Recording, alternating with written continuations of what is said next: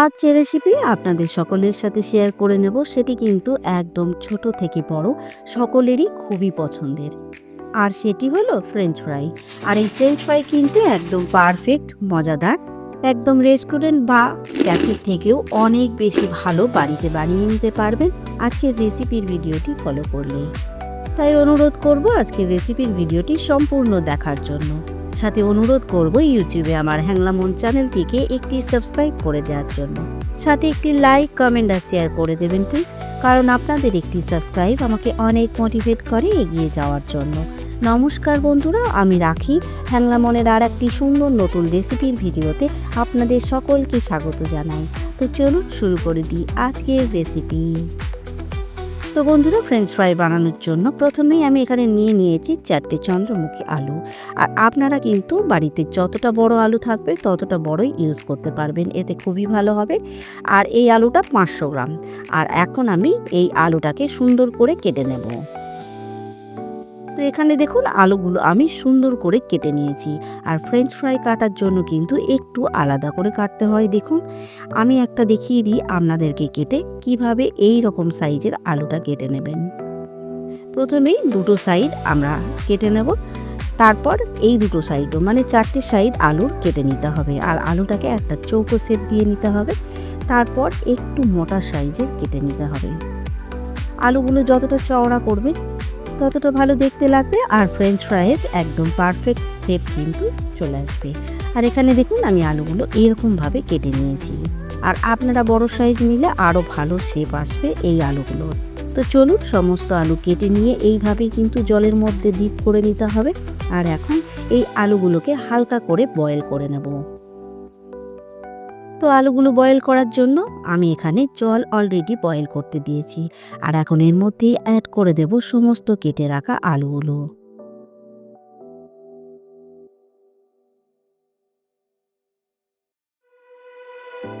আলু অ্যাড করার পর কিন্তু হাই ফ্লেমে জাস্ট 2 থেকে 3 মিনিটের জন্যই বয়েল করে নেব আলুগুলো। আলু কিন্তু মোটেও সিদ্ধ করার জন্য নয়, একদম জাস্ট হালকা একটু নরম হবে আলুগুলো। তো এখানে দেখুন জলের মধ্যে সুন্দর বয়েল এসে গেছে। আর আমি এখানে 3 মিনিট ধরে বয়েল করে নিয়েছি। আর এখন সমস্ত আলু এই গরম জল থেকে ছেঁকে তুলে নেব।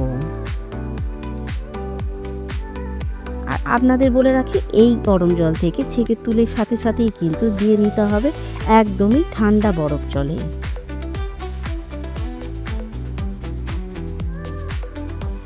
এখানে গরম আলুগুলো দেওয়ার জন্য বরফ জল রেডি করে রেখেছি। এর মধ্যে অ্যাড করে দিচ্ছি আলুগুলো।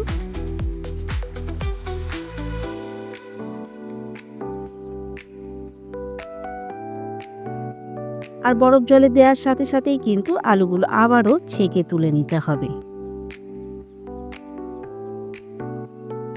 আর এখানে সমস্ত আলু আমি জল ছেঁকে তুলে নিয়েছি। আর এই আলুটা একদমই কিন্তু জল ছড়ানোর কোনো প্রয়োজন নেই। এই জল থাকা অবস্থাতেই দিয়ে নেব এর মধ্যে কর্নস্টার্চ। কর্নস্টার্চ দিয়ে সুন্দর করে কোটিং করে নেব আলুগুলো। যতক্ষণ না এই কর্নস্টার্চ দিতে দিতে আলুগুলো একদম শুকিয়ে আসছে আর পুরো আলুর মধ্যে কোটিং হচ্ছে, ততক্ষণ পর্যন্ত কর্নস্টার্চ দিয়ে যাব।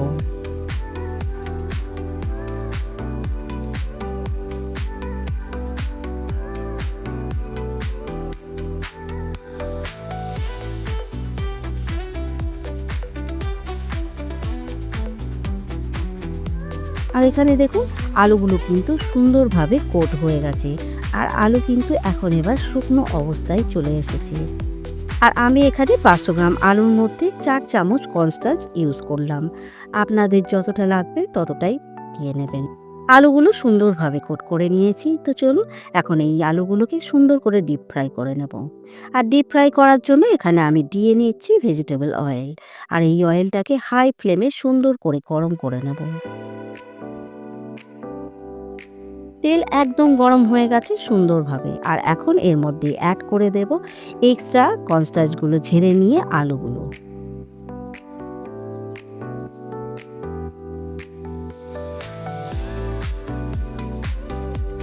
আর এই আলুগুলো কিন্তু হাই ফ্লেমেই ফ্রাই করতে হবে।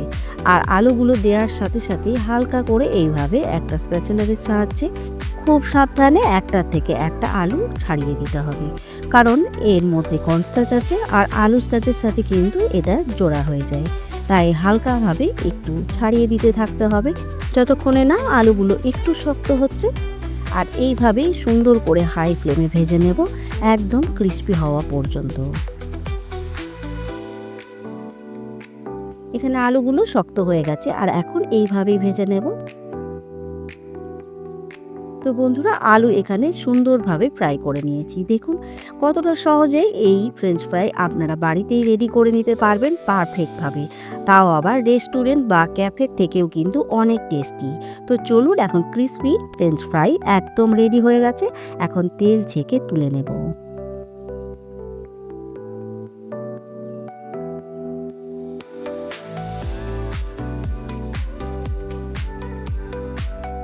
তো বন্ধুরা, একদম মুখে জল আনা ফ্রেঞ্চ ফ্রাই কিন্তু বাড়িতেই রেডি হয়ে গেছে কয়েক মিনিটের মধ্যেই। আর এরকম পারফেক্ট ফ্রেঞ্চ ফ্রাই আপনারাও আজকের রেসিপির ভিডিওটি ফলো করে বাড়িতে অবশ্যই ট্রাই করবেন, সাথে একটা কমেন্ট করে জানাবেন খারাপ লাগলে। আর এখন এই ফ্রেঞ্চ ফ্রাইগুলোকে একটু মশলাদার করে নেব। তার জন্য এই ফ্রেঞ্চ ফ্রাইগুলোর মধ্যে অল্প একটু চাট মশলা অ্যাড করছি, সাথে দিয়ে নিচ্ছি তেলে ভাজা ধনেপাতা। আর এটা অ্যাড করলে কিন্তু সত্যি অনেক মজাদার লাগে এই ফ্রেঞ্চ ফ্রাই। একবার বাড়িতে এইভাবেই বানিয়ে দেখবেন। আর এখন ফ্রেঞ্চ ফ্রাইগুলোকে সুন্দর করে টস করে নেব।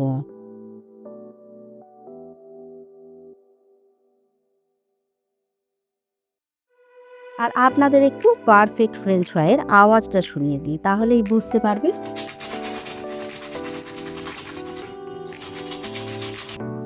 আর এটা খেলে কিন্তু ঠিক এরকম ফিল আসবে।